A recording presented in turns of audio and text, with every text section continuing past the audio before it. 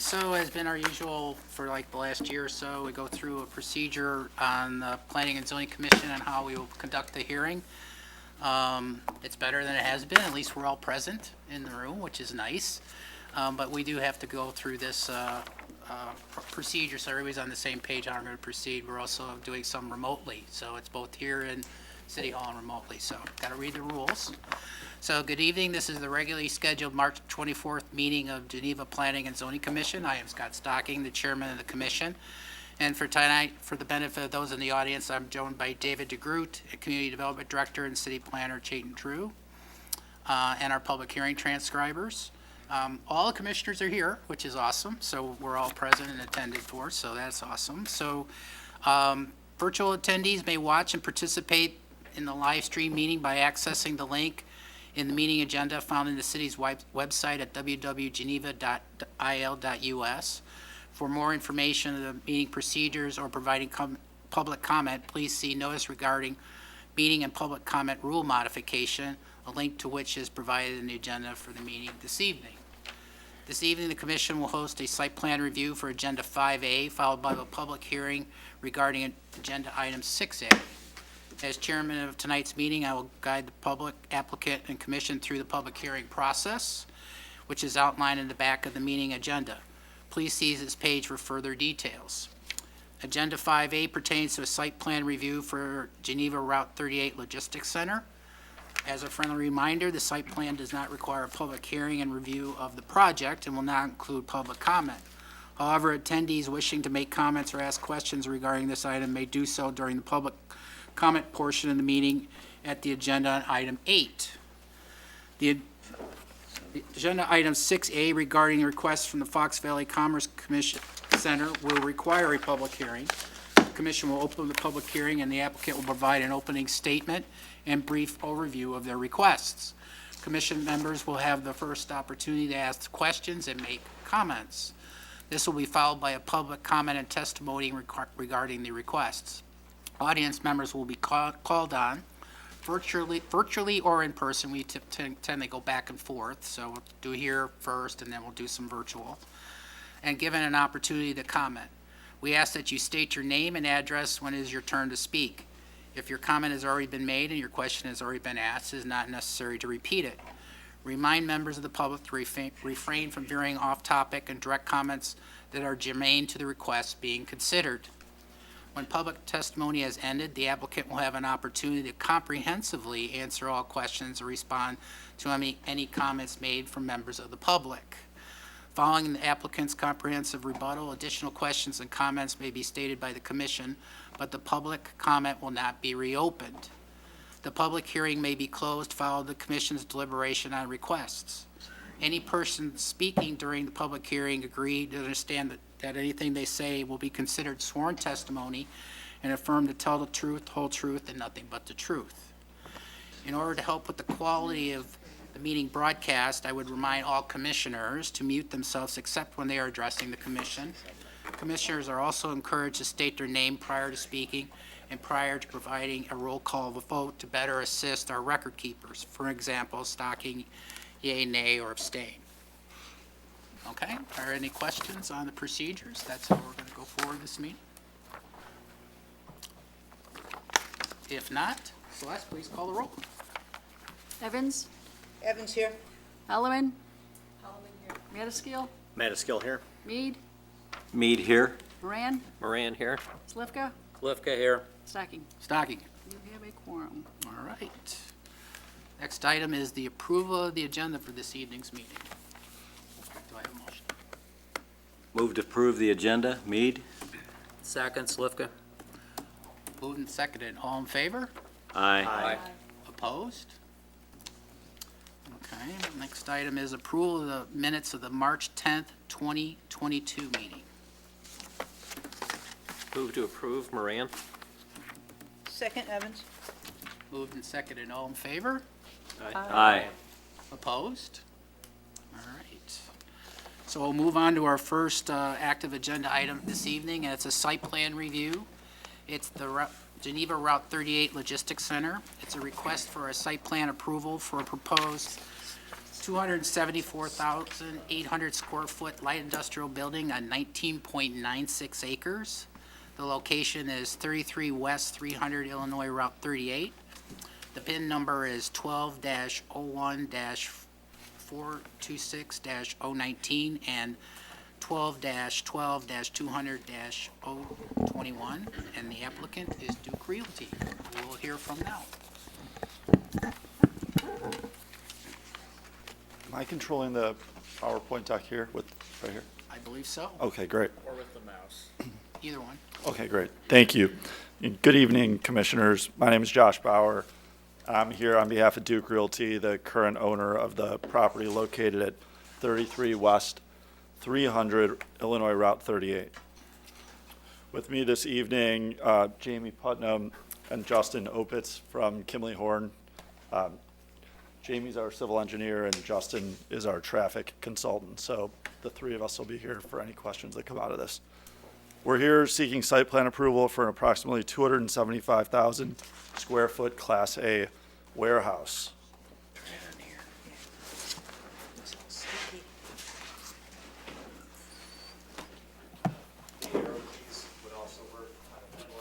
Keyboard. Grab this mouse. For context, the site is located on the north side of Route 38, just west of Couch Road.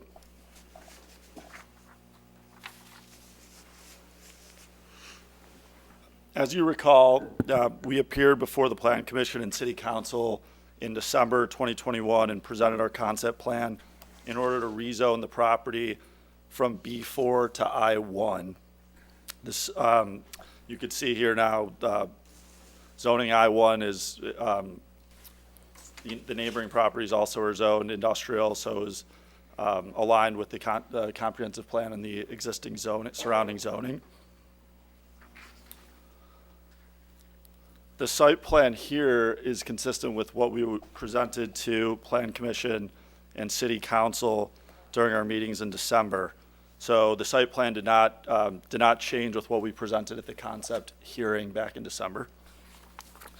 The development qualifies as a by right development, meaning the proposal meets the requirements of the Geneva zoning ordinance. We are not requesting any variations or deviations from the city's development standards.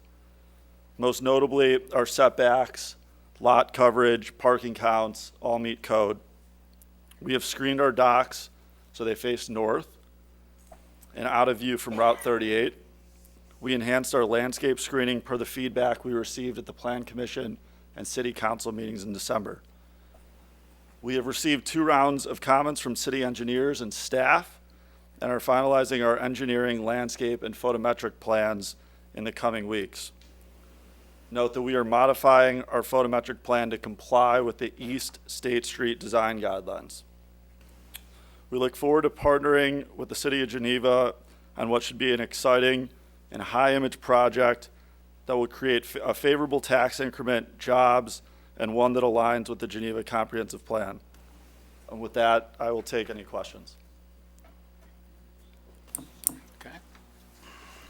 John? Mr. Chairman, I have just a couple.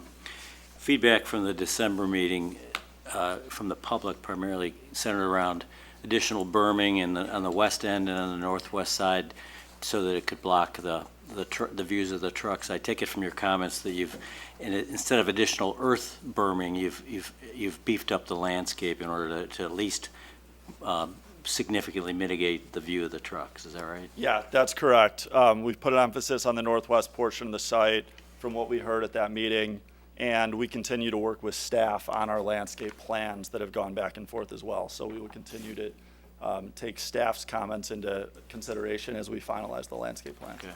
And second question, I'm assuming you've seen what's in the staff report about a commentary related to you're putting a bikeway or pedestrian walkway in front of the site. There's been some interest in having access to that from your parking lot. If you did that, if you're amenable to that, how would that be accomplished? Maybe you can use your pointer and show us what might occur. Yeah, I'll just lead with yes, we did get that feedback during the staff comments, and we are planning to do that. Jamie will provide a little bit more All detail. right, thank you. Jamie with Kinley Horn. We're absolutely looking into, is it the west side, the east side, but we will provide that access from, with IDOT, the DOT is requiring the bike path Right. running down the north side adjacent to this property. And from there, we will work with staff to create that access point sidewalk from the path to the front door. Okay, so when you said north side, it's the north side of Route 38, not the Yes. north side of the building, because I was, Oh, sorry, yes. right, north side of 38, so you'll provide some, whether it's just a walkway to the parking lot or towards the front door. Correct, so somebody can come out of the office and then work their way to the path. All right, thank you, that's all I had. Ma'am?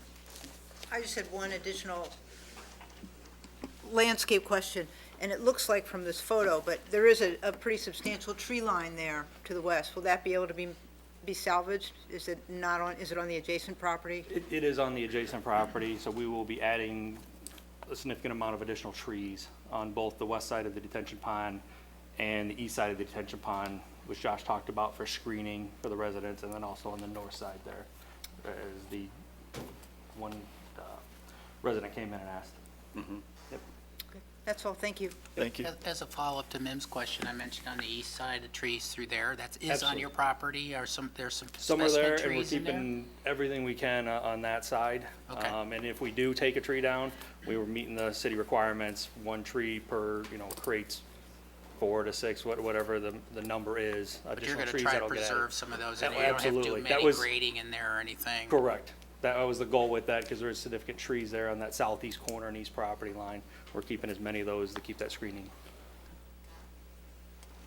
Did you have something you mentioned?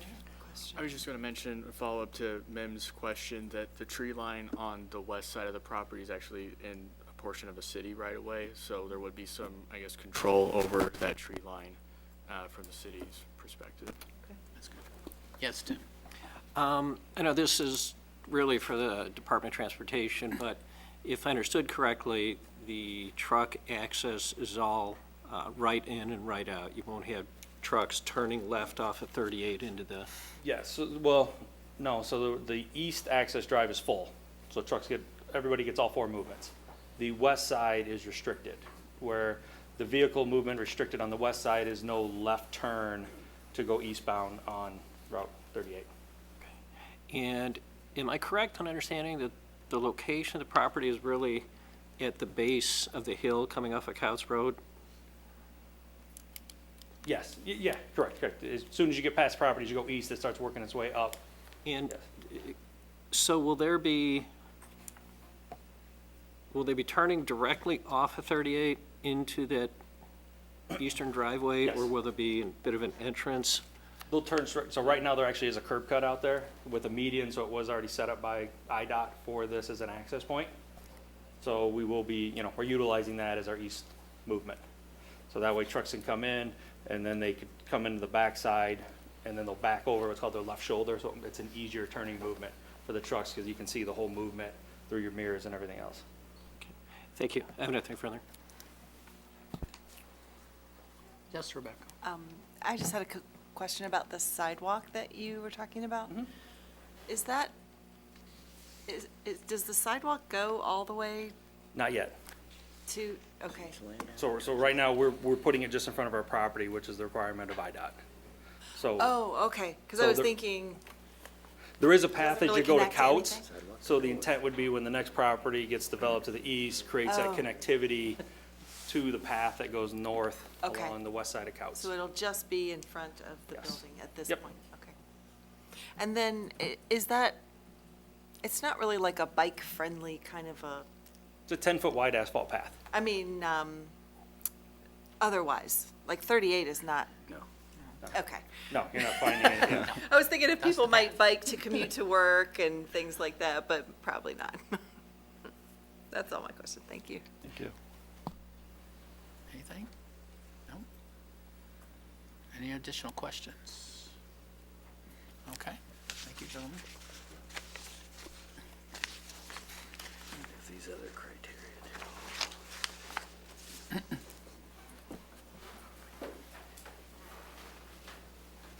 Yes, Tim? Is it appropriate to make a motion at this time? Public comment? No, there's no No, public comment. yeah. Okay. Well, I think the applicant is not seeking any deviations from the city development standards, is complied with zoning, height, surplus parking, lot coverage ratio. I think it's appropriate to make a motion to approve the site plan for construction of a 274,800 square foot building on 19.96 acres at 33W 300 Illinois Route 38, subject to the findings of fact of staff and the conditions which are found on page 9 of the report: final engineering approval, lighting photometric plan, site plan revisions, and the landscaping as mentioned. Second. Moved and seconded. Celeste, call the roll, please. Evans, Evans, aye. Holloman, Holloman, aye. Madaskil, Madaskil, aye. Mead, Mead, aye. Moran, Moran, aye. Slivka, Slivka, aye. Stocking. Stocking eye. That passes unanimously. All right, very good. Thank you, gentlemen, appreciate your presentation. So this item will move forward to the city council. City council will review and consider the Planning and Zoning Commission's recommendation this evening. That'll take place on Monday, April 4th in this city council chambers, All right, 7 PM. thank you. Okay, so we'll now move on to the public hearing. It's item 6A. And it's the Fox Valley Commerce Center. It's for an annexation, a zoning map amendment from the RR Rural Residential District to I-1 Light Industrial District, a preliminary plan unit development, PUD, and plat of subdivision approval to allow the construction of 3 to 4 building light industrial development totaling 1,043,820 square feet. Location is generally located at the northwest corner of Cotts Road and Geneva Drive. The PIN is 12-01-200-001, and the applicant is HIP IV Enterprises LLC and CO Hillwood. Clayton, you have things on the record? Yes.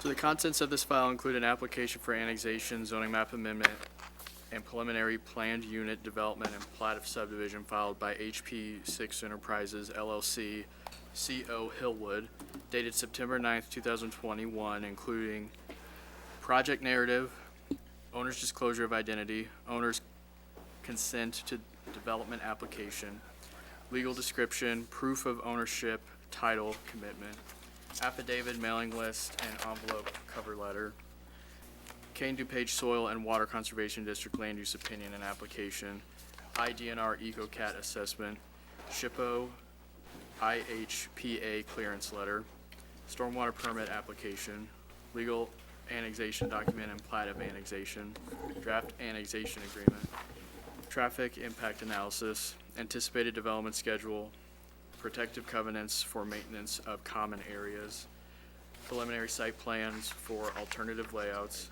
Preliminary Planned Unit Development and Plat of Survey, Preliminary Landscape Plan, Tree Survey and Conditions, Representative Elevations for Proposed Office Warehouse, Drainage Memo, Preliminary Engineering Plans, Fire Department Auto Turn Exhibit, and Sound Study.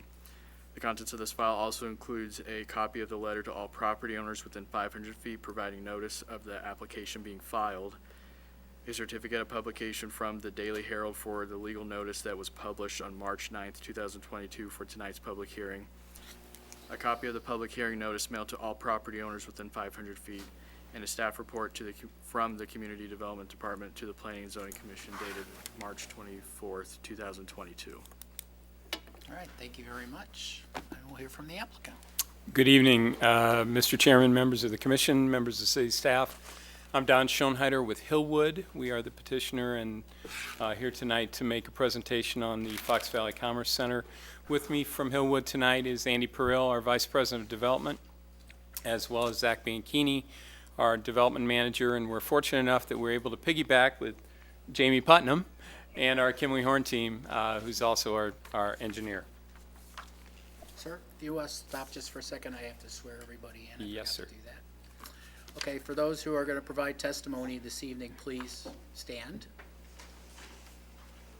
Can I also add something? Yes, When everyone walks up, could you spell your name for the record? very good. For those of you at home, I assume you're standing.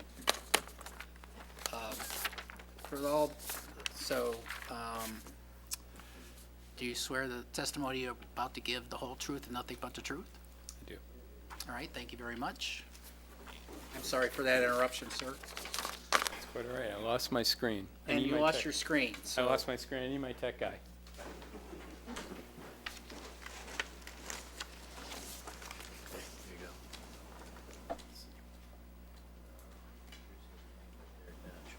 Up and down. Okay. We'll try again. And again, I'm Don Schoenheider, Schoenheider with Hillwood. We are very excited tonight to be here to talk about Fox Valley Commerce Center. Just want to start out by saying we're really deeply appreciative of all the time the city staff has spent on this project. We've been engaged with David and Chayton and the balance of the city staff for quite a few months, and we believe we've come up with a project that the community can be proud of and that we're excited and can be proud of as well. Just by way of background, Hillwood is a private investment and real estate development company. We're based in Dallas, but our team here is based in Chicago. We were started over 30 years ago by Ross Perot Sr., Ross Perot Jr. Unfortunately, we lost Ross Sr. a couple of years ago, but Ross Jr. is still our chairman. We are a large development firm with presence across the United States. We're actually one of the largest developers in Europe, as well as in Mexico and Canada. We've done everything, the majority of what we've done has, however, been what we're talking about today. You can see we actually have built things like airports, racetracks, intermodal facilities, but today we're talking about high-quality warehouse, distribution, manufacturing, production facilities. Okay, we'll go again.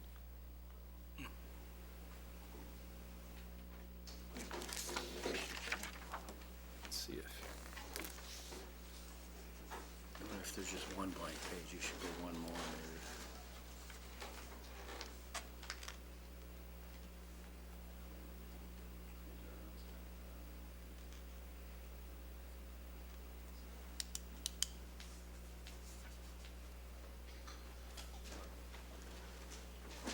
Let's see.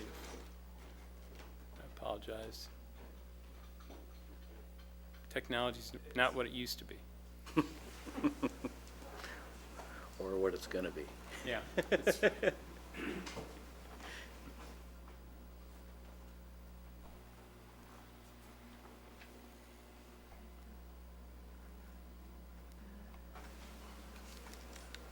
You'd think it would just roll once it started.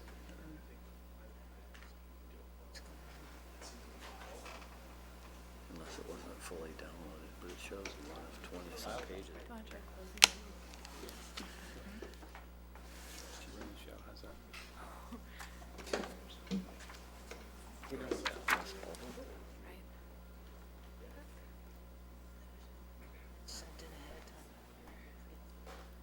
Marissa, I think I want to share my screen. Share your screen? I have a copy of their PowerPoint, so let me see if I can do that. Okay, do you want me to make you the presenter? Yeah.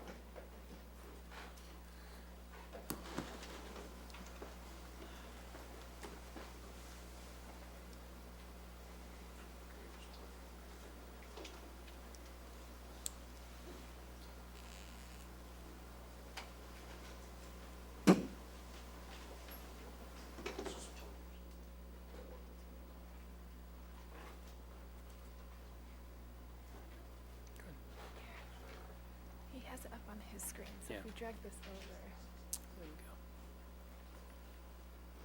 Since we don't have it, There we go. it should be good. And then I can, here? He has control over there. All right, thanks, Chief. Thank you very much. All right, we'll go again. Continuing on. So as I mentioned, Hillwood is one of the largest private investment and development firms in the country. You can see here we have pretty much a nationwide presence. We're very strong. Andy and Zach and I are active in the Midwest. We have responsibility for 9 markets, from Kansas City as far west as Kansas City, as far east as Cleveland. You can see in the last 30-plus years, we've developed nearly 240 million square feet. And so we're very active on an ongoing basis, have been for a very long time. Just a little bit of track record. We are in the business of developing residential real estate. We've done mixed-use office. We've done some multifamily. But again, our division in the group that's here tonight is working on a warehouse distribution manufacturing project. Being around 30-plus years, you can see our customer list is very extensive. We made a presentation a couple weeks ago to another municipality, and one of the commission members said you should probably have who you don't do business with on your list. So we're proud of the customers we've worked with, electronic, food companies, healthcare, materials, construction. Again, a list of companies that over the 30-plus years that we have relationships with, currently have as tenants, and as count on long-term relationships for their future business and opportunities. Get a little sense of the Midwest and our presence here. We've got a capability to build about 46 million feet. We've been here in the Midwest for a little over 7 years and continue to expand our presence and our footprint here. So we'll go to the proposed site plan. As the chairman mentioned, our proposal tonight for your review is 2 different variations. Variation number 1 is site plan A that you see. The proposal would be for 4 separate buildings. Phase 1 would be buildings 1, building 2, the 266 and the 272. And then phase 2 would be the other 2 buildings to the east. So for the total acreage of 76.2 acres, just over 1 million square feet in total. Our plan would be to start buildings 1 and 2, the 2 buildings on the west to begin with, hopefully sometime this summer, and be able to deliver those buildings sometime mid-year of 2023. Variation on the site plan is site plan B. Again, our customer base is deep. Sometimes our customers require bigger buildings that would allow them to function in a different fashion. So we're asking the commission to consider and the city to consider for final approval, when we reach that point, the possibility that phase 2 could end up being, instead of 2 similar smaller buildings, 1 larger building on the east side of the site that could accommodate a larger use, or perhaps 2 separate uses that would function a little differently than the single loaded building to the west. Give you a sense of some of the elevations, an elevation example. We're proud of the buildings and how they look. You can see a lot of glass, 2-story glass on the entranceway. Office where we'll have glass wrapping around the sides. The buildings will have clear story windows so that there'll be natural light that gets into the buildings, both for the operating side and the employee base. So you can see this is what the site looks like, maybe not today, but in the summer. From looking to the east from Kirk Road, and that's today's elevation. Jane, if you can keep going. And this would be the proposed view you would see from Kirk Road. So we're approximately 1,500 feet from the west side of Kirk. You can see the grade and the elevations, the way it will be designed. You really only can see about the top half or so of the building. The way the site plan is designed as well, you'll see the buildings actually screen the docks from view from Kirk Road. So you won't be able to see truck docks from Kirk. But we think the buildings are, as you can see, they're attractive. They have plenty of windows. They have windows on each corner, and fairly easily blending into the landscape. Just a little sense from a bigger standpoint of where the site is. You can see the 4 proposed buildings. To the south of us is Geneva Drive. I think it's very important that our traffic study has shown that we do not need Geneva Drive to connect through to Kirk. And we have no plans, and at this point, the city and staff is not requiring us to extend Geneva, so Geneva will stay just like it is. However, I'd love to get some trucks off of there eventually, but that's a whole nother topic. So Geneva Drive will not be extended. Staff has asked us to make accommodations for a potential future extension of Division Street. Again, I think it's important to note that our project, based upon this development and the traffic that will be generated from this development, does not require Division Street either. And in fact, the way this plan is laid out today, there is no traffic access to any future Division Street. So the access, and Chayton, if you can go to the next slide. The access to this site will be primarily to the south and from the south. So again, the access down Couts Road, the assumption will be the majority of traffic will go south either to Kirk or south to 59. And again, with truck traffic and car traffic, the anticipated movements will be almost exclusively to the south. Staff asked us to perform a noise study, and we did that. You can see that the city residential nighttime noise ordinance is in the range of 60. You can see the current sound levels on Kirk Road range from 66 to 79. And our anticipated sound level for our future development will be between 44 and 48. So again, at or significantly lower than current existing and nighttime noise ordinance for the city of Geneva. I think this is an important slide as well. We're sensitive to making sure that not only we're good neighbors, but the buildings function well. This is our photometric and lighting plan. You'll see that it shows there is 0 light outside of the property line. So there'll be no light that will be cast outside of our site. I think it's important to mention as well that even though we're sensitive to, and the city is sensitive to as well, adequate light for employee safety and traffic movement, we've been particularly careful on the outside of the buildings on the far west and the far east that we do not have wall packs on those buildings. So the lights won't shine. You know, how many times you've driven by a building and you see kind of the lights shine in your face. The lights on the west side and the lights on the east side will be pole lights only. So very similar to what you would see on a city street. So again, all of our lighting will be retained and contained within the site. There'll be no light spillover outside of the property line. One of the things I think people have asked us all the time, who are your tenants? And at this point in time, our plan is to build 2 speculative buildings. We don't have tenants identified, but we did take a look at the tenant profile for the Fox Valley market. And I think what's really interesting and what's important to just highlight is that if you can see 36% of the existing industry profile and additionally 30% are service, assembly, and production. So 2/3 of the companies that are in the Fox Valley market now are engaged in some level of manufacturing and service.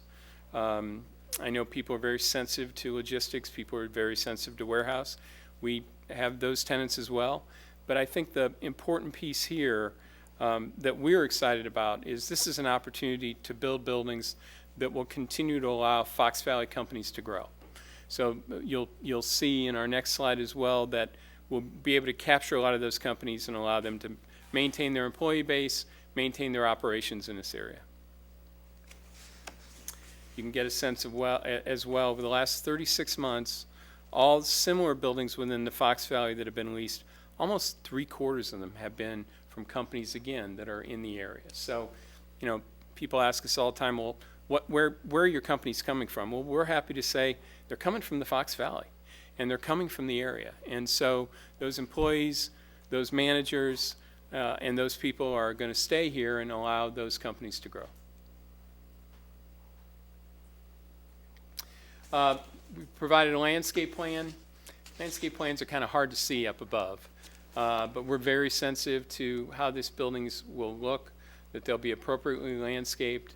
They'll feel like they're set well into the landscape, and again, they'll be attractive from all public streets and from visual areas of all sides of the project.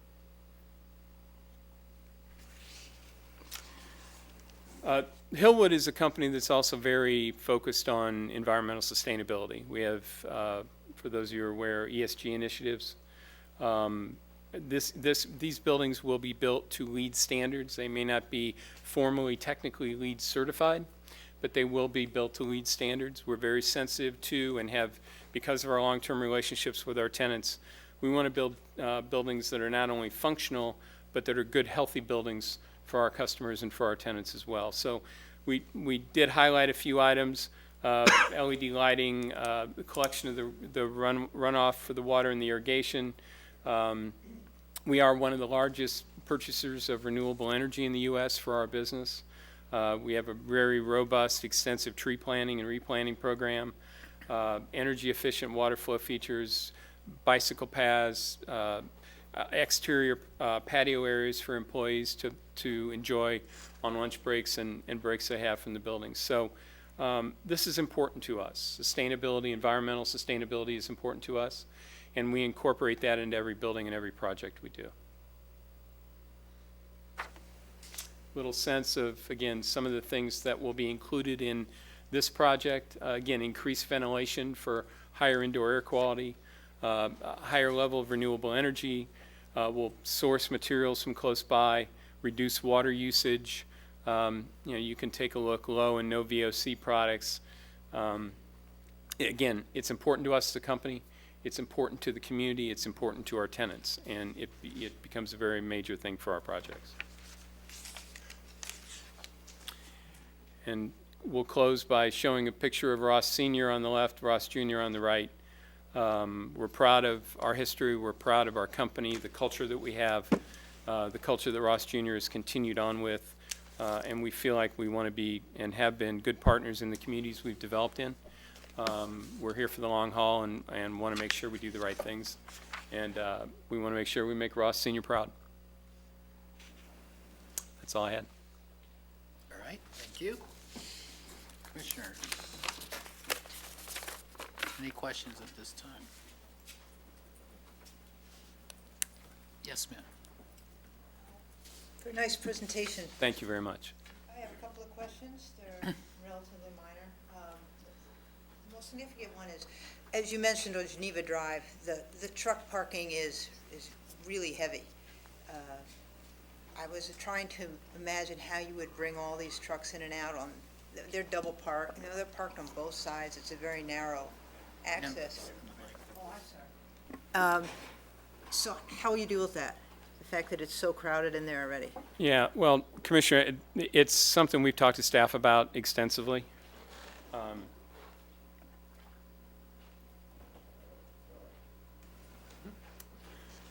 And as you're aware, the north side of Geneva Drive actually does have no parking signs. It was too blocked by trucks, I couldn't see the Yeah, sign. trust me, we've seen them. And we've talked to staff about the city of Geneva enforcing those regulations. That's going to be important to us. Our project will not be successful without that enforcement, and we need help there. And we're counting on the city to enforce the rules and the parking regulations that we have that are in place now. I think the other thing, quite candidly, is if you drive along Geneva Drive, you will see that it is, to say it's untidy would probably be a kind statement. And we really need help from the city in making sure that that area stays clean, trash is picked up. It reflects poorly on the community, it reflects poorly on our project and our tenants, and we'll be very actively engaged with the city to make sure that happens. Any comments from the city? We have reached out to the property owner on the south side of Geneva Drive and notified them that when the site develops, they will have to get their trucks off the road. They have about 2.5 acres on the west end of their property that they're looking at to improve, to be able to pull the trucks off the street. All right. A couple other questions. You mentioned that the first two buildings will be to the west, and then that other half of the property will be vacant until the time comes to develop it. How will that be landscaped during that time period?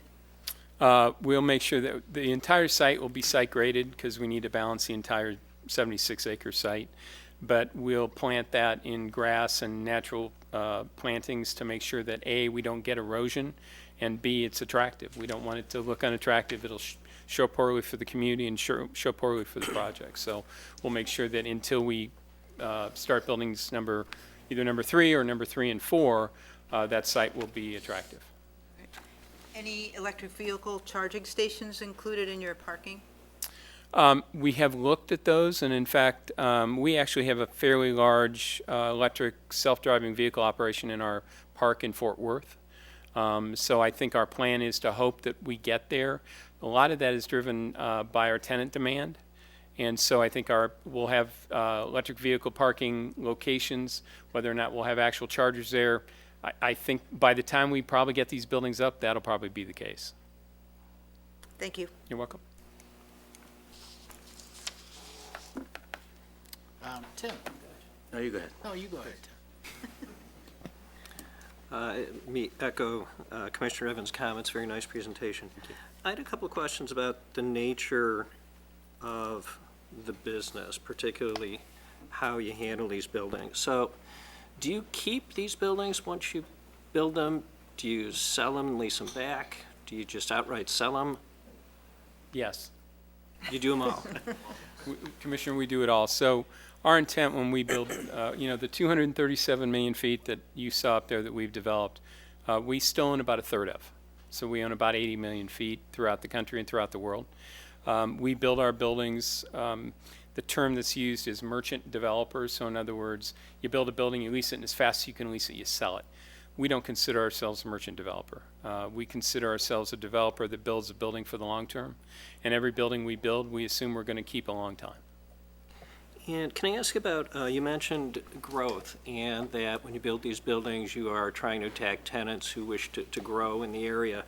But these aren't going to be small multi-unit incubator buildings, right? These are going to be basically designated for 1, maybe 2 large tenants in each of these buildings. Correct. We could actually put 4 tenants in each of these buildings. We'll be able to accommodate that. But again, if you go just to the east in West Chicago, or to the north in St. Charles, or Carroll Stream, the areas further to the east, those are the kinds of sizes. But you saw one just a few minutes ago that Duke plans on building. So those are kind of what we would think of as a sweet spot. But we actually have designed these buildings to be able to split them into quarters if we need to. So we want to try to be as flexible as we can. And just one more question. So the warehouse building industry is quite robust right now, but I assume the second phase, buildings 3 and 4, or large building 3, will get built depending on what the market looks like after you're done with buildings 1 and 2. So if the market dries up, it could sit there for a while. Yeah, you're correct on all those points. The market's very active. We have vacancy rates in not just the Chicago and the Fox Valley market, but across the country that are historically low. We believe that demand will continue on. The commitment we're making to this project is in total probably somewhere between $85 and $100 million. It doesn't do us any good to sit on vacant land. We're very optimistic and very confident that the activity will get. In fact, to be honest with you, Commissioner, we've responded to, maybe 6 or 7 requests for interested parties already. So I think it just tells us that not only we're in the right location, we're building the right project. People are very positive about wanting to locate in the city of Geneva as well. So you never say never. If I had a crystal ball, I wouldn't be here. I'd be somewhere else. But I think there's no question that we're very confident and very bullish on the overall project. Thank you. I have no other questions. Okay. Thank you, Tim. John, did you have something? I had, again, nice presentation. You guys have come forth with a lot of, for your PUD, a lot of requests. And a couple of them I'd like to touch on. First of all, you're requesting a right under the PUD to go to 55 feet high. Your 2 buildings that you've designed are coming in about 45 feet. Code is 50. How can you justify the need for having a right to go to 55? And I'm also curious if the 55 presents any kind of issue with the airport next door and the FAA, albeit the runway does go primarily north to south, so. Good question, Commissioner. So number one, let me answer the second one first. It does not create any issue with the airport. Okay. We're out of the flight path. We're out of any controlled airspace that DuPage would have.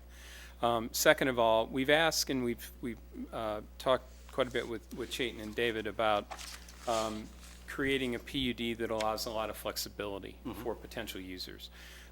We don't want to have to find a user and find that user, and a lot of times those higher ceiling height buildings are utilized a lot for food companies. Sure. And if you look around, there's a lot of food companies in the area.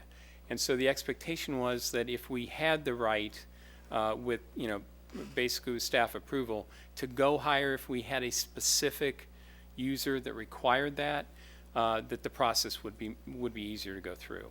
It's not our intention to build a building on spec that tall, but we wanted to have the flexibility if we had a customer that required it.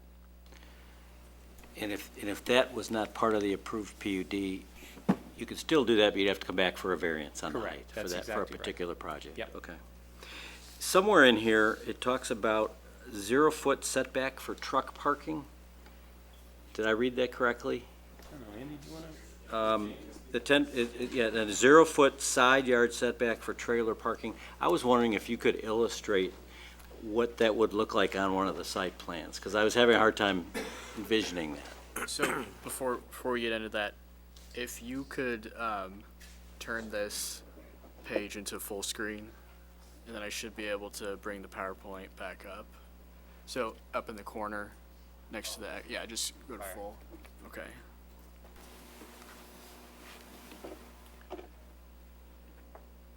Oh, sorry.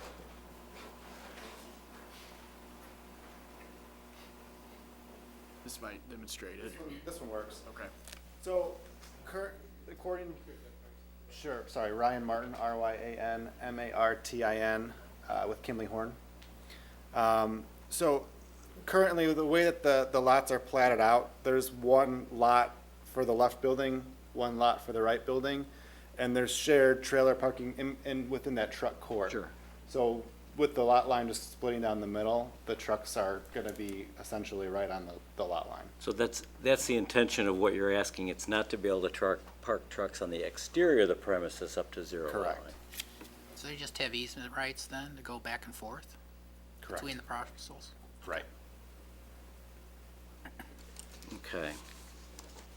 And then one other question on the criteria. You're requesting the ability to go to 90% lot coverage on an individual building, but just to clarify, overall for the development, it would not exceed the code of 80%, is that correct? Correct. Okay, so, all right. Thank you, that's all for now. You're welcome. Thank you. Yes, Rebecca? I was curious, when you were talking about the buildings and the environmental pieces, why you don't look for the LEED certification? Is there a reason that? So the LEED certification is, so we'll build these buildings with the features that would get to LEED. The difference between that and getting LEED certification is paying $100,000 to a consultant to tell us they're LEED buildings. Okay. There's nothing that they're There's nothing requiring or different. asking that? It's a certification process. Somebody comes through, looks at the plans, walks through the buildings, and says, yeah, they're LEED, and you get a little plaque. So the intent would be to build them like that, but we won't say we won't do that. But the idea would be to design them and make them functional like that. Okay. And then I had one more question. It sort of has to do with, I guess, that center truck parking area. The lack of, you were requesting no landscaping in that area. Am I understanding that correctly, that request for no landscaping? I was just curious. Got some, yeah, would you? Hi, I'm Andy Perrell. Last name is P-E-R-I-L-L-E with Hillwood. What we're going to do is we're going to screen the ends with the landscaping islands at either end. What we want to do is leave ourselves flexibility depending on which building needs trailers to have the flexibility to store in between there. So the ends will be screened, the middle will not because it would take up trailer spots, so. Okay.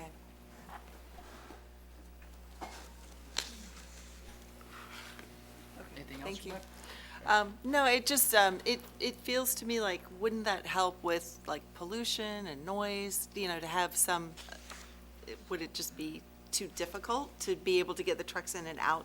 And It would limit truck flow movement. Candidly, we've done that in some buildings, and honestly, truck drivers aren't great with landscaping. right. So it eventually ends up where it gets damaged, it doesn't look great.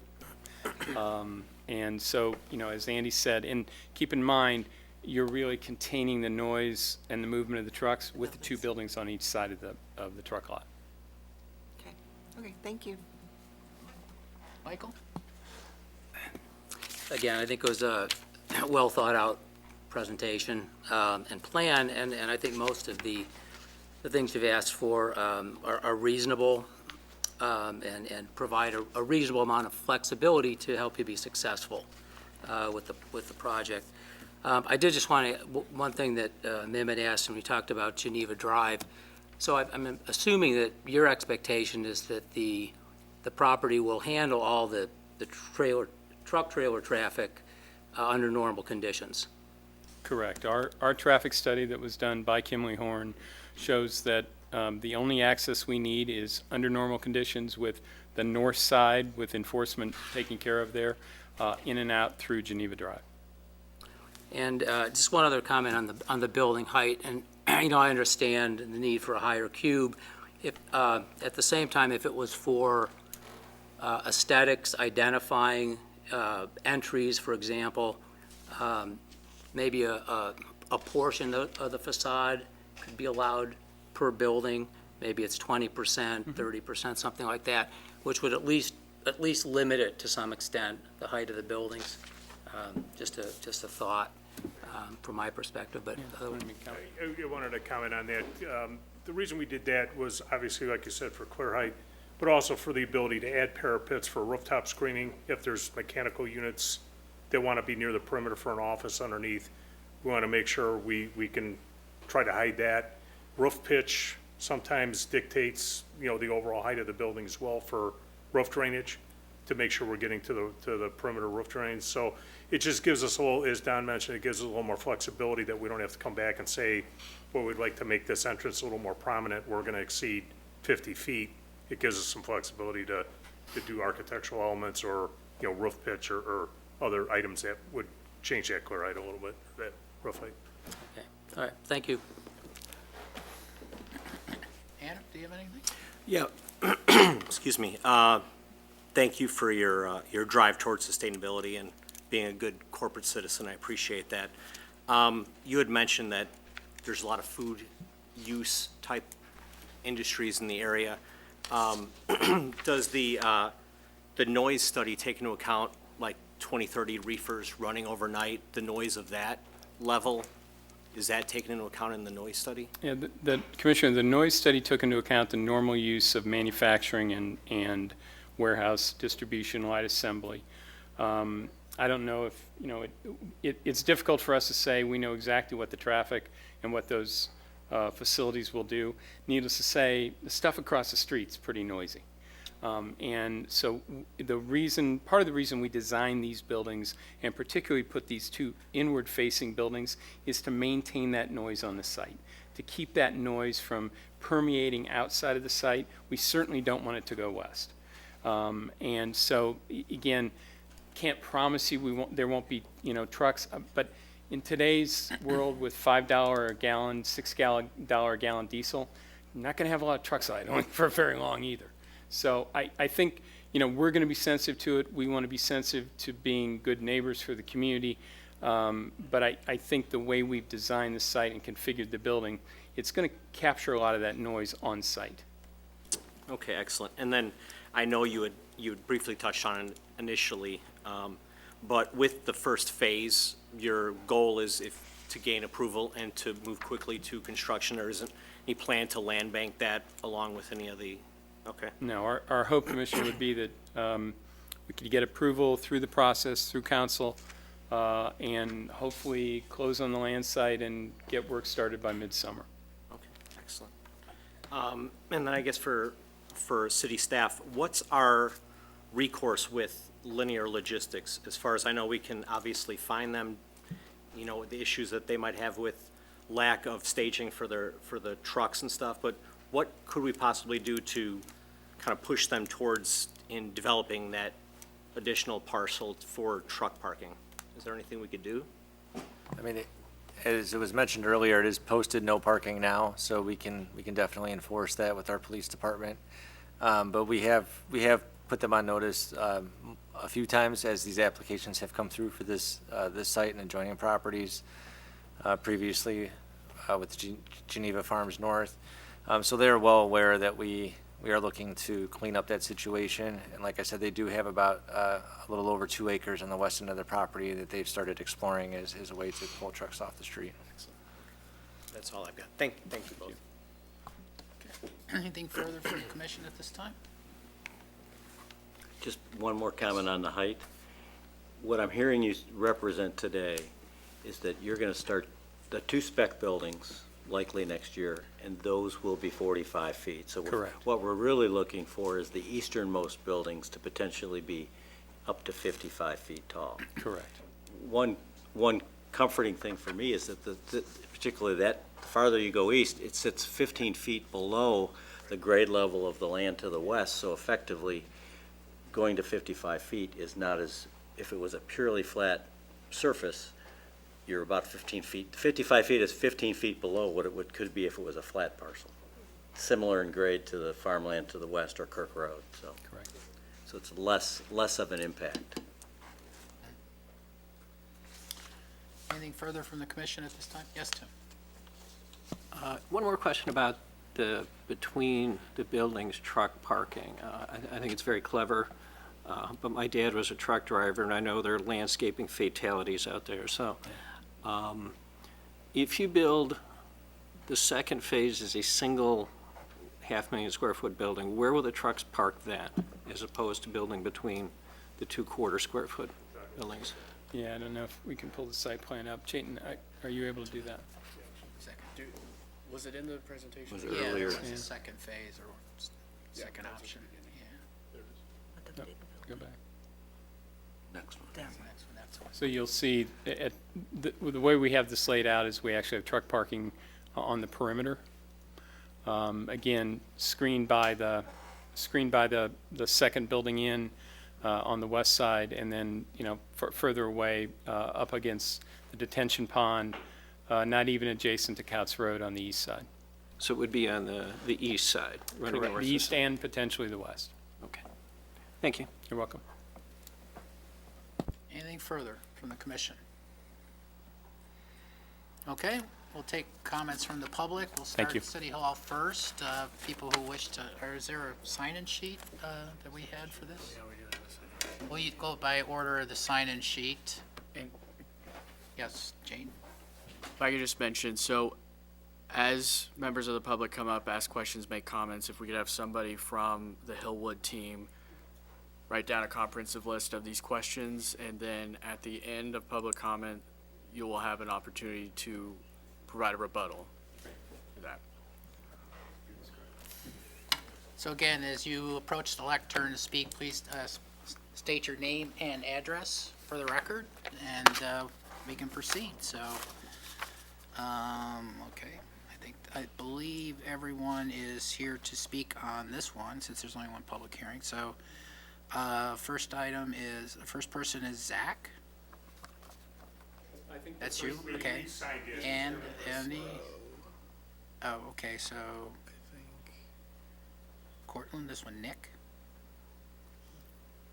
Ryan Martin? That's you. Nick? That's, yes? I'm sorry, I'm just going on the list. Andrew Block? Okay, and then we have Justin Orpitz. Okay, so only the, you guys followed the rules, that's good. The public did not, so we will take people as they raise their hand. Yes, sir, you can speak first. My name is John Dashner, D-A-S-H-N-E-R, 733 Lexington Drive in Geneva. First of all, I'd like to say that was a fabulous presentation. You did a wonderful job of presenting the scope and scale of this particular project. I would hope that the commission would take time to review the Kimley Horn traffic study in great detail. We've just got done passing a 250,000 square foot facility. We're now looking at another 1 million square foot facility. On your docket, you have another 250 unit affordable housing complex that's coming up, all in the same area. I hope that Mr. True and Mr. DeGroot have thought through exactly the traffic implications in that particular corridor, and you have adequately discussed with IDOT and with KDOT the implications. You've got an awful lot of traffic, and just to say that the traffic study is current and is in conformance, I think is short-sighted. I think it is incumbent on the Planning and Zoning Committee to look at the future and see what is going to happen in that particular corner. The other element that I'd like to bring up with the development is, of course, my soapbox of stormwater management. I know that the Kimley Horn study does address the stormwater outflow with 10-year values, but we really do need to look at 100-year unit rain events and to see how that all is going to impact on our flood zone. Also, there's a note in the Kimley Horn report about the retention pond and how that will attract birds and fowl, et cetera, relative to the airport. Now, they make note of that in their report, and they say that they're going to construct that detention pond so that they can minimize that, but I'm wondering how exactly that's going to happen. So I think it's a terrific plan. I think it's much more well thought out than some of the other plans that have been presented here. And I certainly appreciate the fact that this development is asking the city to do what its job should be, which is to enforce the parking and the environmental aspect of that east side development. I really appreciate the fact that this development is engaged on that, and I certainly hope that the development team would work with whatever officials are required to make that happen down in that corridor. We've heard from Mr. DeGroot that he's been talking to that company down there about the traffic pattern since we were here back in September of last year, and I don't believe anything has really changed. So I'm hopeful that Mr. DeGroot will be able to affect a change on that area sooner rather than later so that the Hillwood development can feel that there are people, there are clients that are coming in on that particular development will feel good about it. The last point I'd like to make is this development made a point of being very environmentally aware and sustainable and really wanting to make an impact on the community. And I am wondering, with the commissioner talking about the lead requirements, if there's any plan at all to put solar power up on that roof. We have 1 million square feet, and in their report, all they're talking about is putting a white TPO membrane up there and getting some light reflectance on that and maybe some energy efficiency. But maybe that might be a good idea to put some, solar power so you get some renewable energy. Thank you very much. Thank you, sir. Okay. Yes, sir. We'll just take it by hands. Just put your hand up. Hi, I'm Kevin Mosciano, M-O-S-C-I-A-N-O, 558 Lexington Drive. I do agree, it was a great presentation.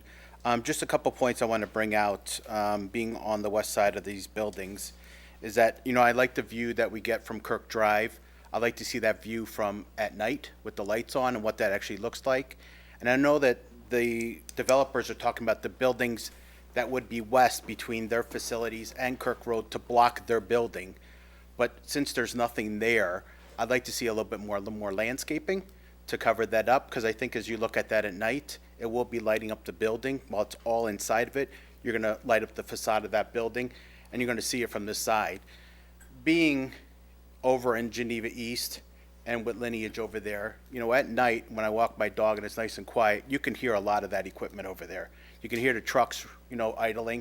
And it's not the trucks themselves, it's the reefer units. And the thing I want to ask of is, this being potentially food potentially put into there, is that going to drive the reefers over to there? It's not going to be the trucks idling. They have APC units and APU units to prevent their trucks from idling. But it's the power units that put off 90 decibels, so that's a lot of noise. And that's already over there. So I guess the other option is, or the other issue I get concerned with, is the truck parking for these buildings themselves. I know they have some parking there, but if that's full with trailers, then where would these trucks park that come early, that for their appointments the day before, the weekends, other things like that, that is happening right now with Lineage across the street. So it's a concern of mine. Also, with that building facing west, on those docks are green and red blinking lights. I believe if I looked at that picture, and if you could go back to that view from the Kirk side, I think it was, yeah, you could see those, I believe, are docks, those white portions there. Right next to those, green and red dock lights that are flashing all night long, 24/7. So from our view over in that Geneva East, that would be showing very nicely as a green and red Christmas tree all night long. And without any trees there and a breakage of landscaping, that would be a concern for me for that. The other thing I saw is their traffic plan all goes south.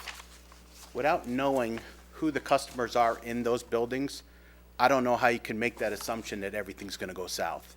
Again, if it's two customers in each one of those buildings, I know they use an average, and that's the way people do it.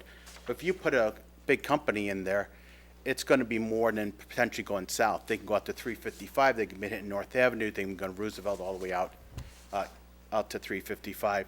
So I just wonder how nothing's going north out of there. It's a concern of mine that the traffic pattern, as previously mentioned, might not be 100% accurate. The question I have, is that picture showing as a dry warehouse facility right now? If it throws air conditioning units up there for what is over at Lineage, that's going to increase it potentially. Are they going to put up screening there, and there's going to be air conditioning units above there for the freezer units?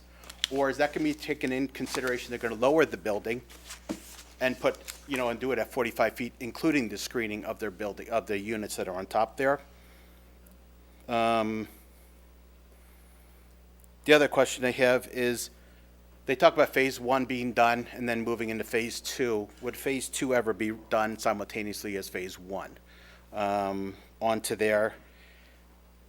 Being in the food industry, I know that there is definitely a peak season, and when they handle normal traffic, that doesn't include fourth quarter, it doesn't include some other peak holidays that would drive truck traffic, sometimes double or triple what is normally in there during normal season.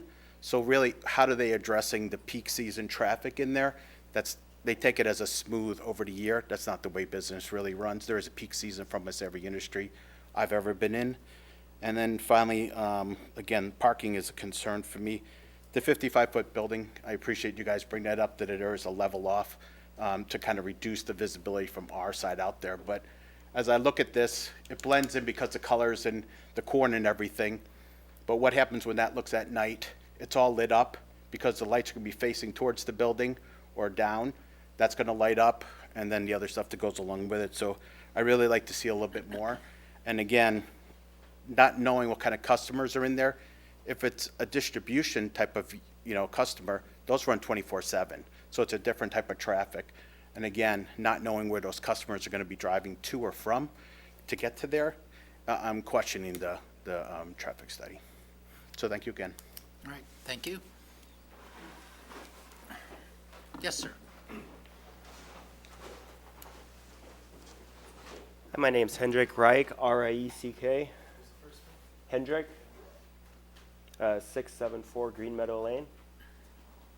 Okay, so first of all, it's obligatory. It was a very nice presentation. I appreciate the transparency. I also appreciate all of the questions that were already asked.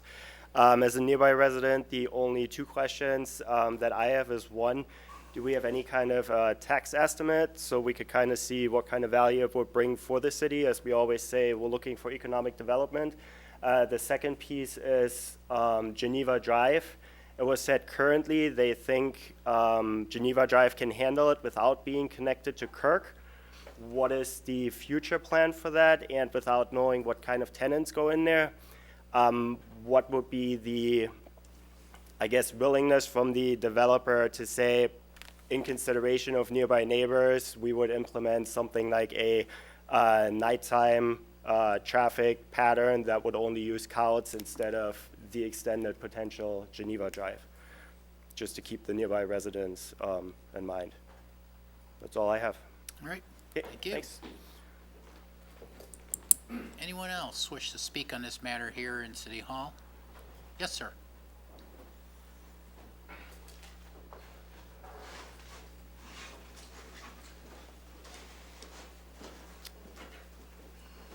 Good evening.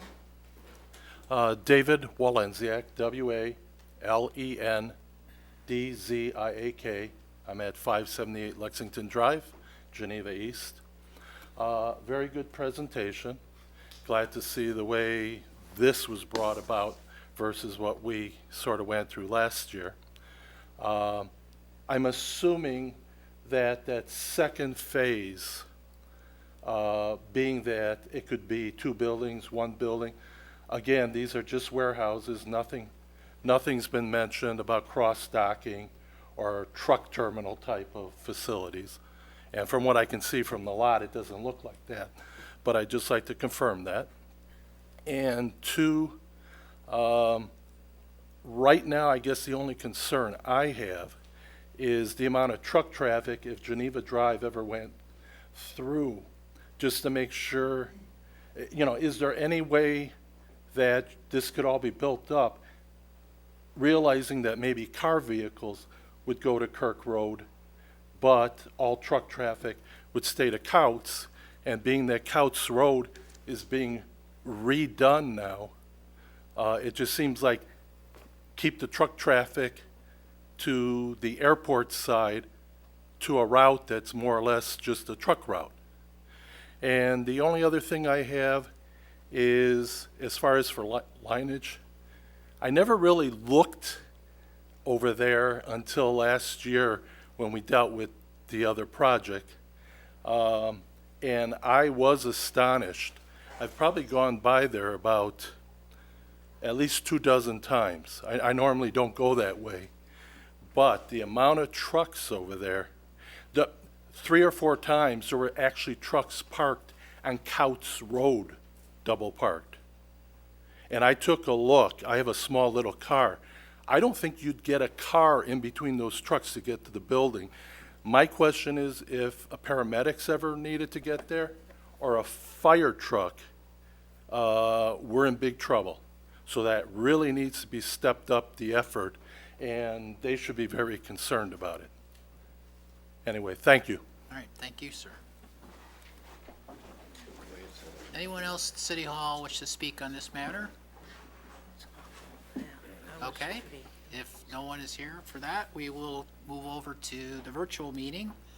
Again, if you want to be recognized, use the raised hand feature on the application and you'll be recognized to speak.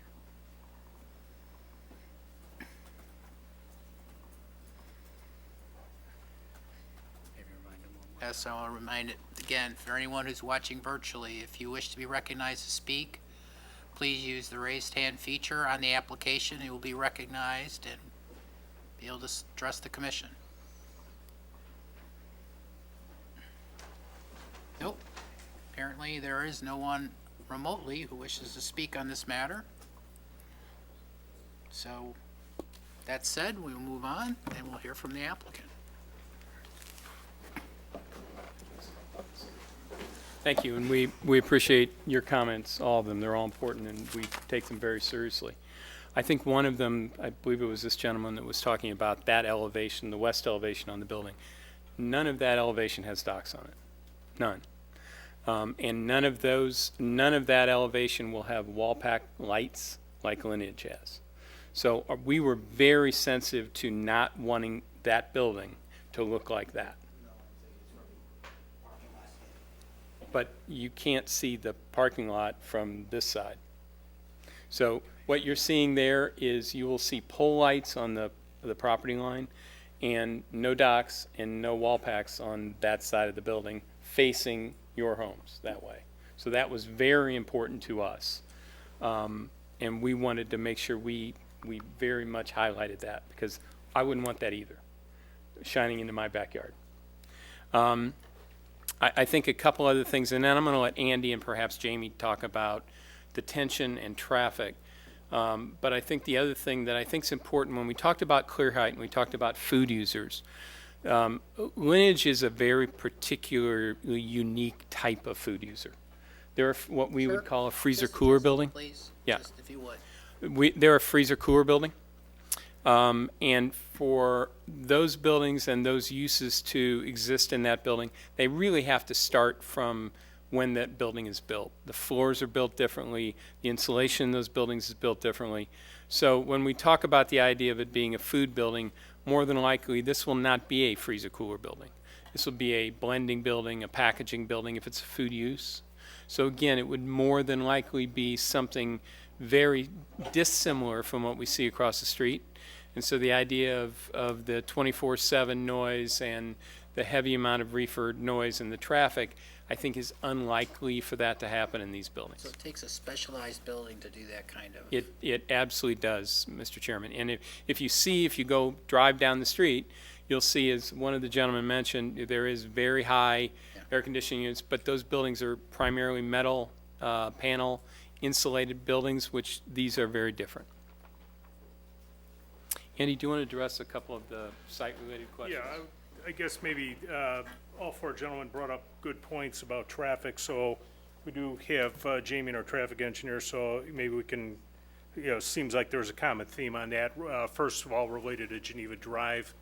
As Don mentioned, I think what's important is that our traffic functions without the extension of Geneva Drive going through.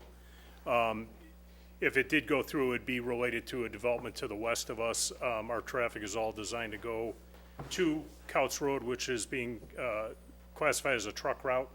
That's why we assume that our traffic would go from our development to Couts and down.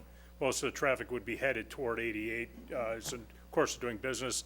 Again, with Couts being improved as a truck route to North Avenue, the question was raised as if they would go north. Yes, they possibly could, but again, they would be on a designated truck route. So there'd be no reason for them really to go to Kirk Road by nature of our development. If you guys want to come up, the first question that we can address on traffic was if we consider the future developments that could potentially happen to the west of us. There's the announcement of the apartment deal just to the south on Kirk Road. So, if you can speak to that. Hi, everyone. My name, Justin Opitz, Justin Opitz. I'm with Kimley Horn. And in terms of traffic and the site's generation as well as the future development in the area, we're very confident that with the improvement of Couts Road to a 3-lane section from what it currently is, the future traffic volumes that our development will generate, I can't technically speak to the other developments, but Couts Road will be able to readily handle any future traffic volumes related to our development. And in fact, we did look at the existing traffic volumes out there. We did set up cameras to count for 24 hours at Geneva Drive and Couch Road. And when we import those traffic volumes into our model, it spits out a grade for us to analyze, and that's between A and F. And that intersection with the future development here operates at B or better during both the morning and evening rush hours. So we're confident that Couch Road can handle the future traffic. What's your truck volume on 59 going into 38 interchange? What's the truck volume going from Illinois 59 to the 38 interchange? I don't have that information readily available, but I could get that if you. Because were I used to live in interested. West Chicago, and that is a substandard interchange, Mhm. and 18-wheelers consistently wheel out and cross over on oncoming traffic in there. It's a known problem. It's not your problem. Right, I'm just saying IDOT it's would have a, to be it is a involved. known substandard interchange. I'm hoping that IDOT is never addressed, and Yeah, I'm I'm su- just putting it out there. It's not your issue, but any trucks you put in there, big trucks, I mean, I watch them out there all the time when I lived out there, and it was like, somebody's gonna get clobbered. Yeah, there's a number of issues IDOT has Yes. on their docket for the region. I'm sure that's I'm just that's bringing on it their up, mind. but again, just an aside. I don't know. Sure. Sorry, Jamie Putnam, JAMIE PUTNAM. I can address the stormwater comment. So the stormwater detention, as the gentleman said, was a 10-year, it's actually designed for the 100-year event. So we do have to detain the site runoff for the 100-year per the Kane County ordinance. So that is contained in the detention pond. And the second part is for birds. And so when we designed the detention pond, how we took that into account is to eliminate any open water in that pond. So it's called a native planting detention basin. So it's grasses that grow in that basin, and there's also an underdrain. So there's two purposes with that. One, the underdrain makes sure there's no standing water for birds get attracted to standing water.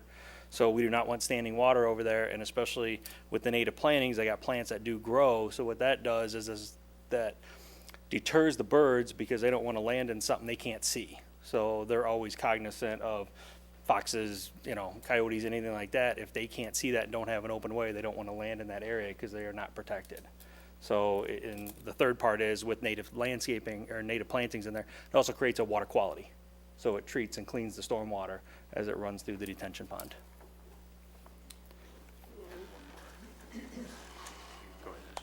There was also another question in terms of the routing of the traffic, primarily being to the south toward Illinois 38 to then further access the interstate route via I-88. And our study actually did primarily route trucks to and from the south. Currently, because there is a weight restriction to the north on Couts from Geneva Drive, so trucks, presumably are not supposed to be going north currently. What we did with the passenger vehicle traffic is a little bit different. We actually routed that 60% to and from the south and 40% to and from the north, so it's a little bit more balanced because regular passenger vehicles can drive to and from the north without restriction. So our model does take that into account, and the operation is still acceptable. Kind of making sure we're catching everybody's questions. While we're on the landscaping, Cheaton, if you could pull back up the landscape plan.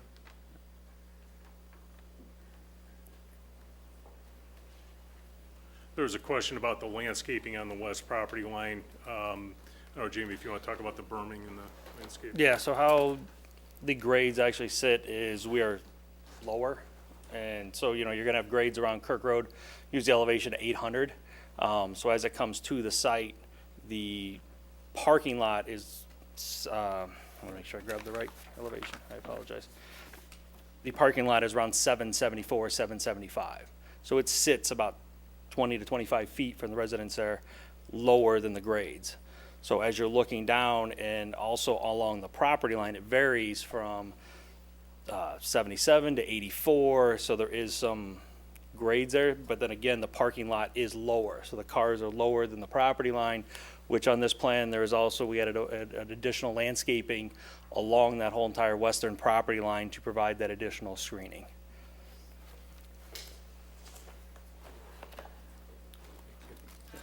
Okay, to finish up the first speaker's questions, there was a question about solar power.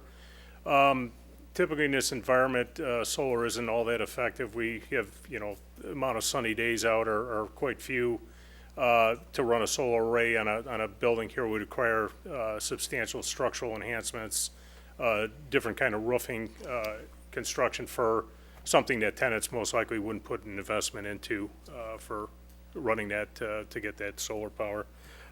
Not to say it couldn't be done, but it's something we wouldn't look at on a speculative basis. The next set of questions, so We talked about the food requirement. Rooftop screening came up about the units. Chayton, if you could put a plan back up. The landscape plan will work.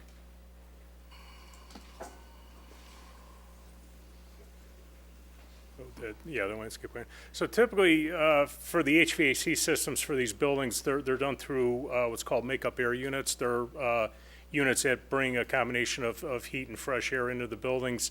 Those are typically located along the dock walls. That's a more open space, typically a tenant on the office side, the far west and the far east of Phase 1 would be offices. So the warehousing units would typically be along the dock walls in some fashion. So again, far away from the perimeter of the building, especially from the view from Kirk Road. What we would have for office units, offices most likely would be clustered in the corners, possibly in the middle of each building. Those would be smaller units, usually about 3 to 4 foot tall, and with our articulation on our facades, it was the intent to bring those precast up. We talked about height of precast, and overall building height. That's to try to screen those units from view. So those would be tucked in behind the precast screening to hide the view from that, and the mechanical units for the warehouse would be further back and out of the line of sight. The next question was asked if Phase 2 would go simultaneously with Phase 1. That is a possibility. Again, our plan right now is to begin the first 2 buildings. We have seen quite a few proposals where they've wanted 2 buildings or 3 buildings. So that could be a possibility as we get closer and closer to hopefully seeking approval and then beginning our permit drawings. We would, move ahead with the first 2 buildings, and then that would leave us with the 3rd phase for a different building. But in the interim, if, proposal did come through where they wanted, say all 3 buildings, or they wanted us to do something different, that possibility does exist. The next question was asked about a tax estimate. We have not prepared a tax impact study at all, so that does not exist.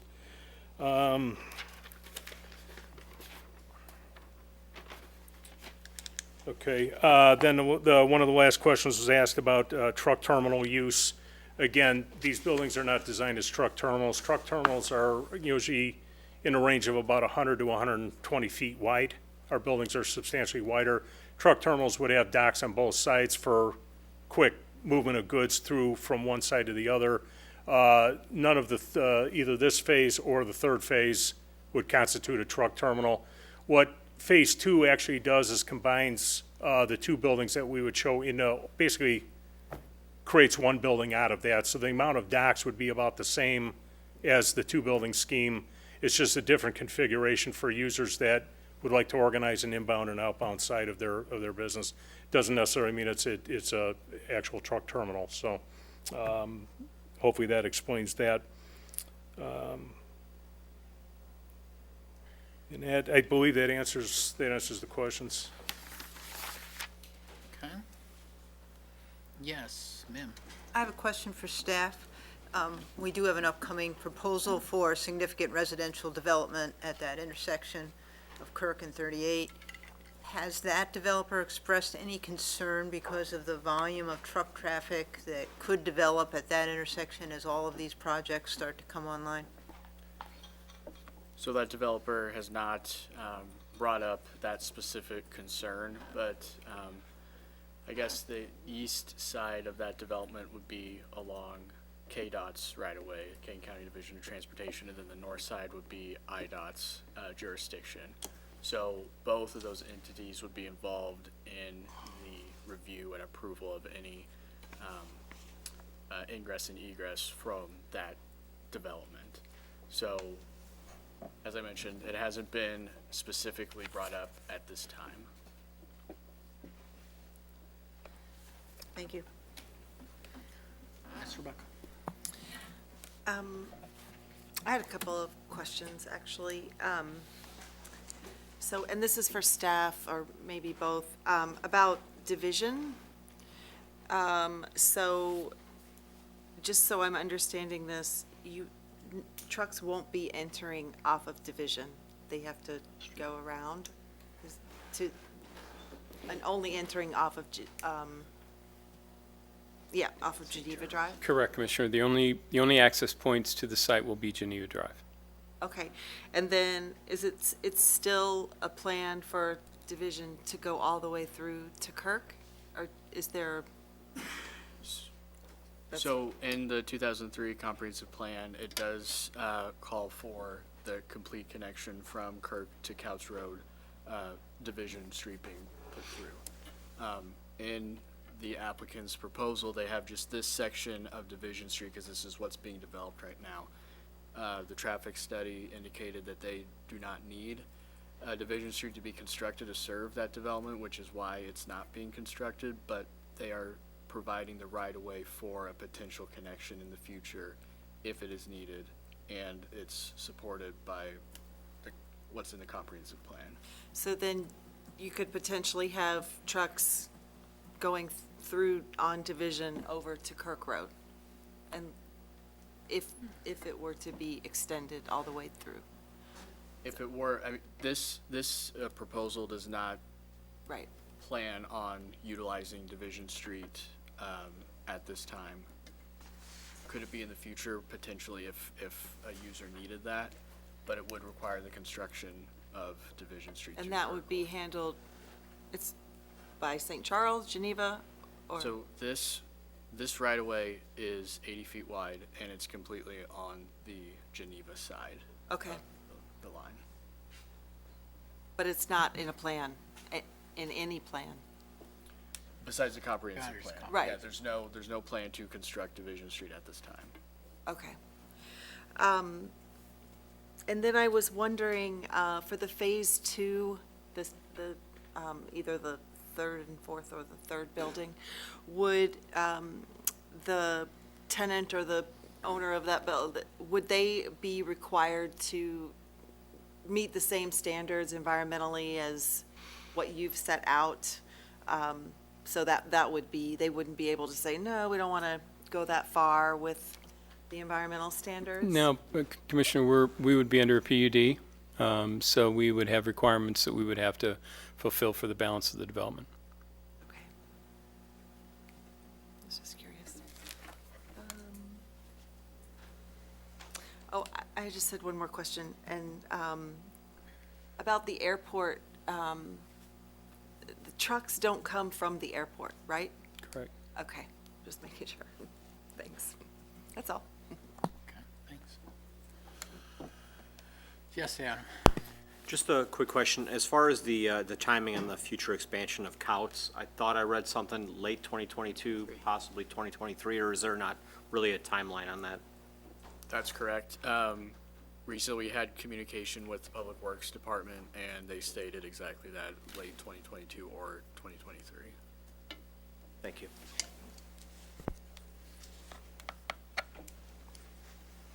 Okay, any other questions for the applicant? Okay, would the applicant want to say anything in summation? We appreciate the commission's consideration.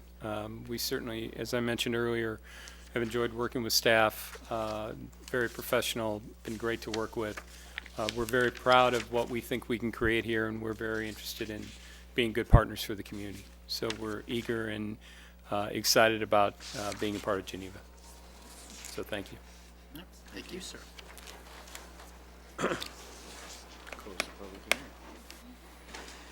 Mr. Chairman, I'd like to make a motion to close the public hearing. Moved and seconded to close the public hearing. Celeste, please call the roll.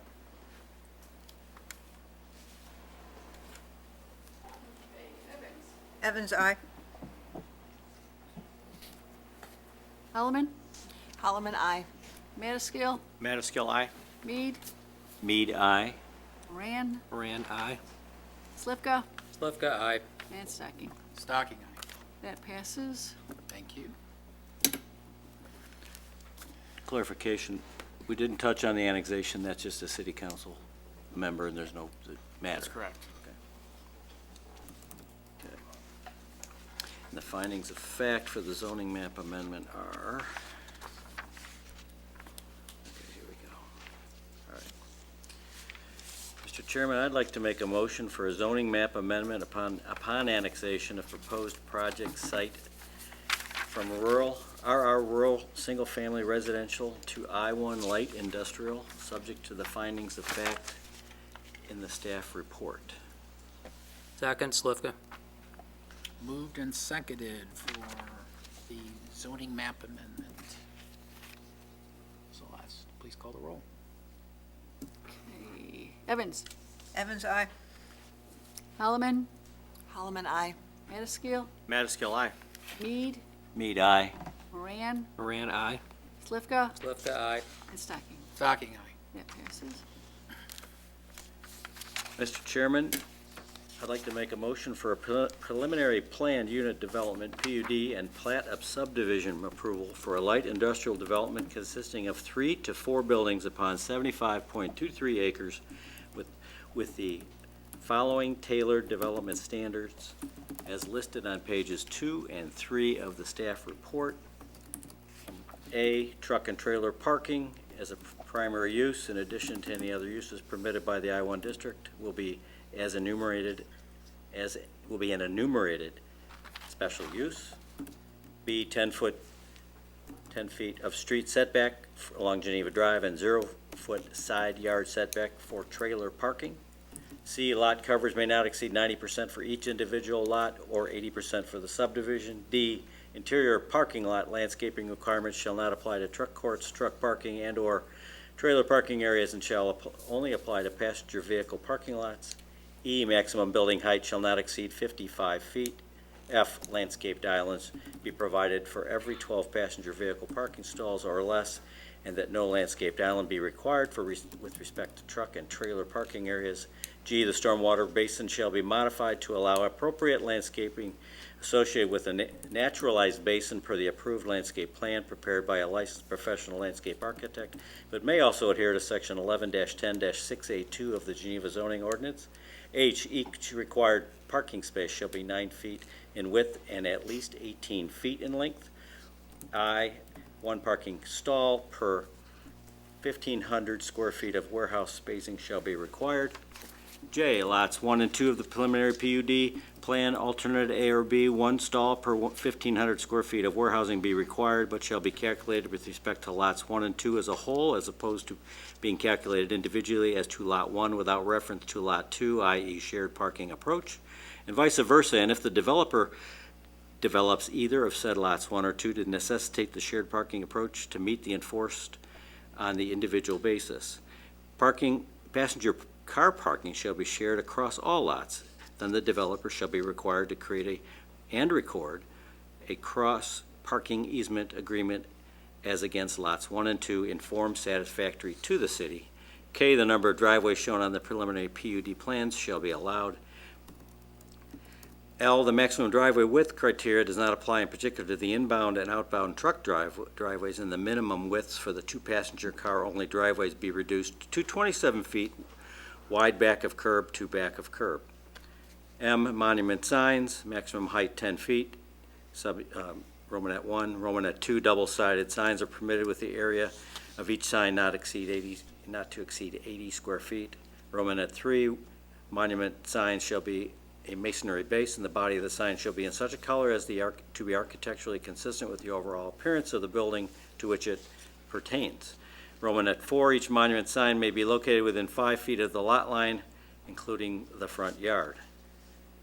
Item N, facade signs for any building occupied by a single tenant. Such tenant shall be entitled to facade signage equal to 2 square feet of sign area, including accessory sign for each lineal foot of the building. Such tenant occupies not to exceed 300 square feet.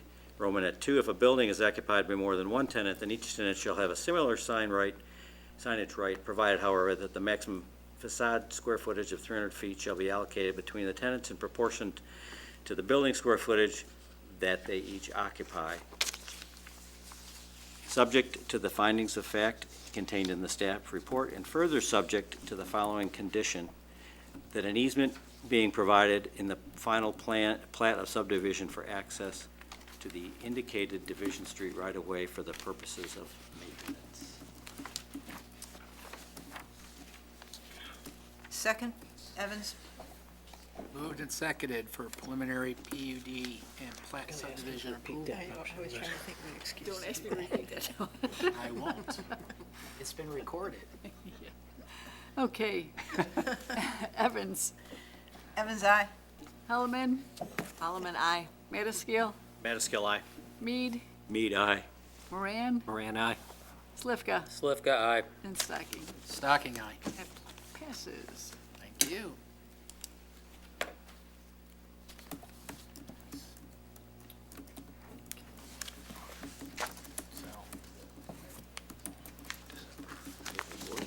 So this item will, or both items will go before the city council on April 18th, Monday, April 18th. That'll be at 7 PM here in the city council chambers of City Hall. Thank you very much, gentlemen. Appreciate your presentation. Wow. Thank you.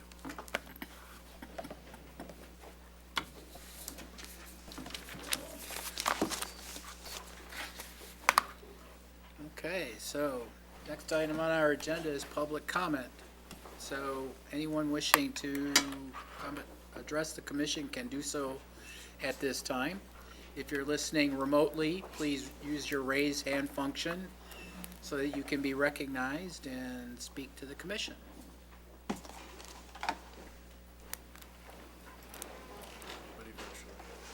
Okay, again, last chance. Anybody virtually who wishes to speak to this matter, please use the raise hand function to address the commission and you'll be recognized. Nope. Okay. So that closes public comment period. 8, next one's other business, so we are busy. Yes, we are. You guys are busy. Yes. So just to be aware, we will have a meeting on April 14th, Thursday, April 14th. Two items on that agenda will be 427 Fulton Street variations. They're requesting variations to side and rear setbacks and lot coverage for the purpose of rebuilding a garage.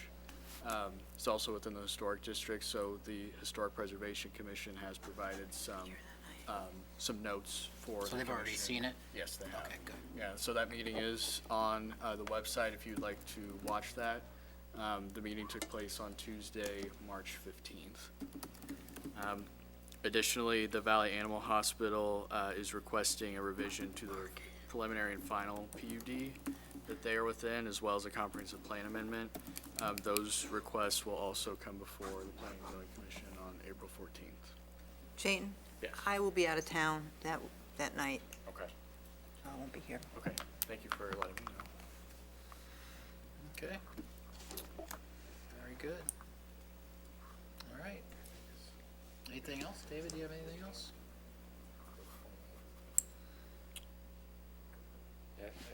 I don't have anything else. We are busy. Yes. We have a lot of applications on file. We expect to have more submitted any day now. So it's likely that we'll have a meeting on the 28th in April as well. At least we anticipate that being the case. I expect we'll be meeting twice a month for the next few. Foreseeable Yes. Into the summer. We do have the assistant planner position posted. I think that closes Sunday evening. So hopefully we'll be able to go through interviews and get some assistants on board, hopefully by that May 1st, beginning of the fiscal year.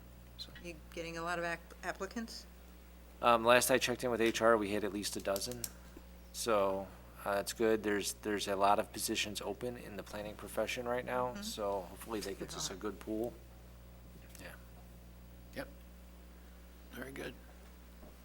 Great. Yes, Gene. Also, will mention just real quick that at our last meeting, we had a text amendment and a variation for sign come before Planning and Zoning Commission.